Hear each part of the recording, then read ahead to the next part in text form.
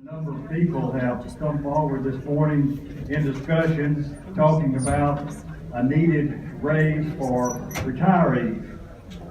As Mr. Poole has adequately explained, it's almost impossible to provide a raise due to the actuarial consequences of raising retirees. But there is the possibility of providing a one-time bonus for retirees. And that's what my amendment will do today.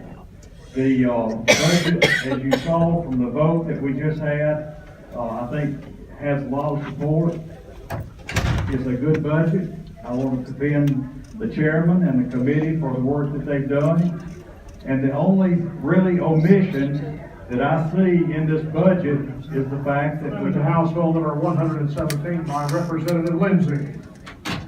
All right, Mr. Lindsey has explained his amendment and now moves for its adoption. Mr. Poole. Thank you, Mr. Speaker. And Mr. Lindsey, I certainly understand and am not dismissive of the point you're making. I think, though, there's a very critical point to make in response, and that is relative to those conditional appropriations. And I know you've looked at those, but those conditional appropriations that, as I understand your amendment would be eliminated, are $17.7 million that would go to our local systems in the form of OCE, which we know is critical for their mission and purpose.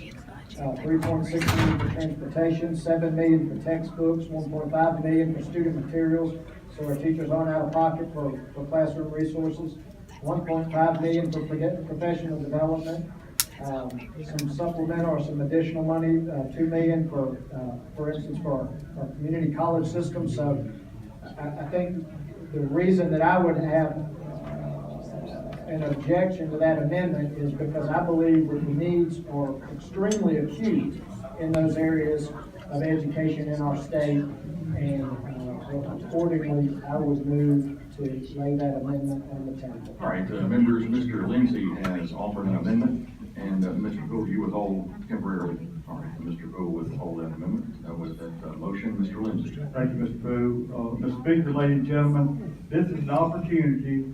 It's not a huge amount of money for retirees, but for those that have been retired 30 and 40 years, it is a little bit of help for the small retirement that they have now.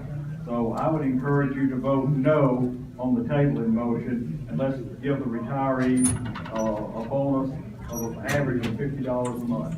All right, members, here's where we are. The gentleman, Mr. Lindsey, has offered an amendment, move for its adoption. The gentleman, Mr. Poole, now renews his motion to lay that amendment upon the table. If you're in favor of the tabling motion, your vote is aye. If you're opposed, your vote is no. The clerk will unlock the machine, and the members will vote. Vote no.